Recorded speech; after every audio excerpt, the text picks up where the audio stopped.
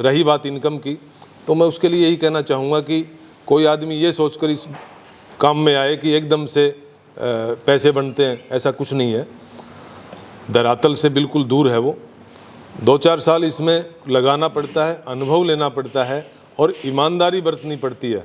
और जितनी निष्ठा से आप इसके साथ जुड़ेंगे तो निश्चित रूप से इसमें पैसा भी है, प्रतिष्ठा भी है और मन लगने वाला काम है। जय जवान जय किसान। दोस्तों, संधू एग्रो फार्म के यूट्यूब चैनल पर मैं डॉक्टर राजवीर सिंह संधू आप सभी का स्वागत करता हूं। दोस्तों, आज हम आए हैं लोहारू में राजेंद्र सैनी जी के यहाँ पर। ये एजुकेशन डिपार्टमेंट से जुड़े हुए हैं, इनका बीएड कॉलेज है, साथ साथ ही इन्होंने अपना ये गोट फार्म भी किया हुआ है। सर, आपका बहुत बहुत स्वागत है हमारे चैनल पर। सबसे पहले आप हमारे दर्शकों को अपना एक संक्षिप्त सा परिचय दीजिए। धन्यवाद डॉक्टर साहब, आपने मुझे मौका दिया। मैं राजेंद्र सैनी लोहारू से हूँ और पिछले 35 साल से एजुकेशन की फील्ड से जुड़ा हुआ हूँ। स्कूल भी चला रहा हूँ, कॉलेज भी चला रहा हूँ और अभी ये गोट फार्म मैंने आप जैसे बुद्धिजीवियों के सहयोग से चलाने का प्रयास कर रहा हूँ। सर, आप एजुकेशन डिपार्टमेंट से जुड़े हुए हैं, कॉलेज वाले, बकरी पालन में क्यों आए? सर, पीछे कोरोना काल में स्कूल कॉलेज जहाँ बंद थी और मैंने समय वेस्ट नहीं किया, मैंने हमेशा काम किया है। तो उस समय मेरे दिमाग में आया कि कोई ऐसा काम किया जाए जिसमें अपने आप को व्यस्त किया जाए और ठीक भी हो और पशुओं की सेवा भी हो थोड़ी। उसी भाव से मैंने जो है एक गोट फार्म डाला था और मैं बताना चाहूँगा कि बड़ी चुनौतियों के बाद मैंने अपने फार्म को स्टेब्लिश किया है। सर, आपको कितना समय हो गया अपना फार्म स्टार्ट किए हुए? मुझे करीब 1.5 साल हो गया और बहुत अच्छा रिस्पांस मेरे को मिल रहा है आसपास के लोगों का। आपने जब ये अपना गोट फार्म स्टार्ट किया था, कितने एनिमल से शुरू किया था और कौन सी ब्रीड थी? सर, स्टार्टिंग में मैंने सोजत हैदराबादी क्रॉस ब्रीड से 18 बच्चे लेके आया था मैं, 3 से 4 महीने के। उसके बाद 6 महीने बाद मैंने फिर बच्चे डाले थे। उसके 6 महीने बाद फिर मैंने बड़ी बकरियां ली थी और मेरे पास जो है 5 ब्रीड के करीब थी। बाकी अभी मैं सोजत पर ही काम कर रहा हूँ। आपको महसूस हुआ कि ज़्यादा ब्रीड पे जाना कहीं ना कहीं आपके लिए नुकसानदायक रहा? हाँ, बिल्कुल नुकसानदेह रहा। और उसमें यह भी है कि जब तक खुद को नॉलेज ना हो ना, तब तक किसी के कहने से बकरियां ना खरीदें, जो बहुत बड़े नुकसान का कारण बन जाता है। अभी आपके पास कितने एनिमल हैं? अभी मेरे पास 70 के करीब तो बकरियां हैं और 40 के करीब बकरे हैं बड़े और 40-45 के करीब बच्चे हैं। आपने जो अपना ये फार्म बनाया हुआ है, थोड़ा इसके बारे में बताइए। जो शेड हैं, किस किस तरह से शेड बनाए हुए हैं, कितने क्षेत्रफल में बनाए हुए हैं आपने? मैंने अपने फार्म में करीब 2 बीघा का एरिया गोट फार्म के लिए दिया है और उसमें अलग अलग तरह के मैंने शेड बनाए हुए हैं। जैसे बकरों का अलग है, उसके साथ इनका चारा इकट्ठा करने का एक अलग बड़ा शेड मैंने बनाया हुआ है।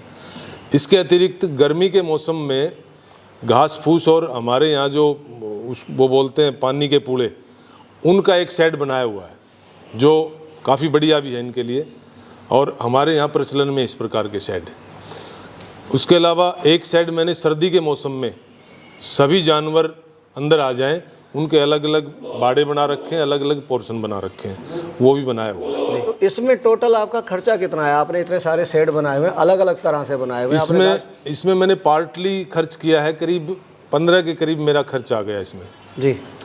एक साथ नहीं किया। ये शेड का काम भी मेरे लगभग 1.5-2 साल चला। धीरे धीरे जितना अर्निंग इस फार्म से हुई उतना मैंने शेड में लगा दिया।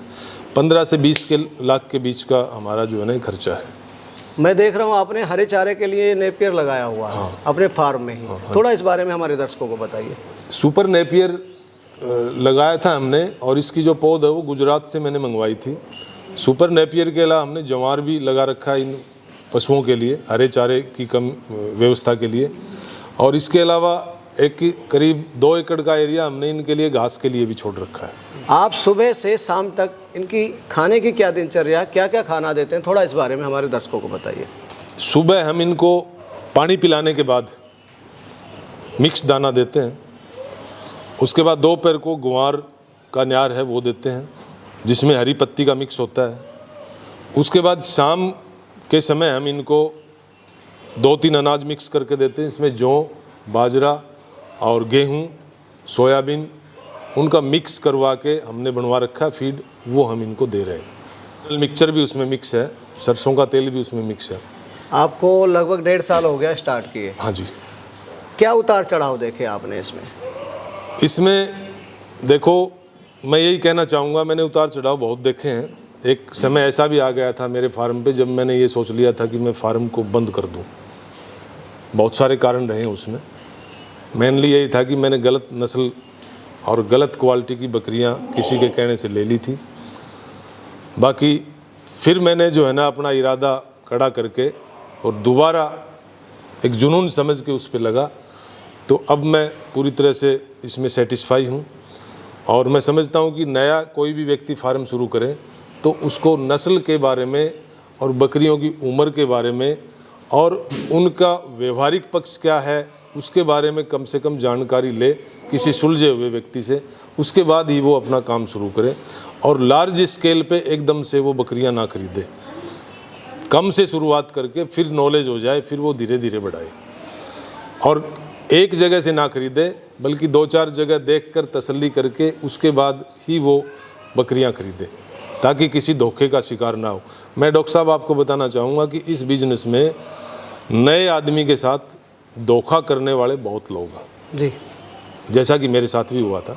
बाकी मैं अपने साथियों से कोई नया इस फील्ड में आना चाहता उसको यही कहूँगा कि उस चीज़ से बचें और पूरी जानकारी लें, ट्रेनिंग लें अथॉराइज्ड पर्सन से, और उसके बाद ही वो कम से शुरुआत करके अपनी इच्छा शक्ति के अनुसार ही उसको बढ़ाए।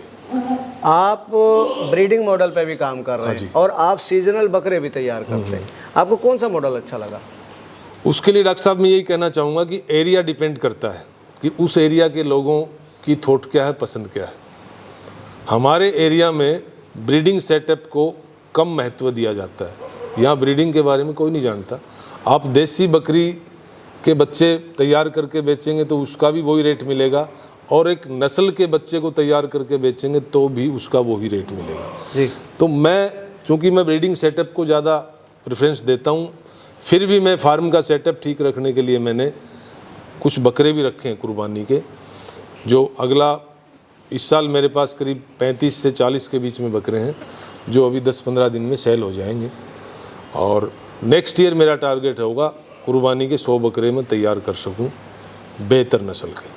सैनी साहब, आप एजुकेशन डिपार्टमेंट से जुड़े हुए हैं, कॉलेज के साथ साथ अपना फार्म भी चला रहे हैं। आज की डेट में जो लोग इस काम को करना चाहते हैं उन्हें ये लगता है कि इस काम में एकदम से बहुत पैसा है। थोड़ा सा आप इस बारे में बताइए, जो आपका अपना एक्सपीरियंस है। डॉक्टर साहब, काम ठीक है और मैं इस काम में ये सोच के नहीं आया, हालांकि हमारे एरिया में बकरी पालन को बहुत निम्न श्रेणी का काम माना जाता है।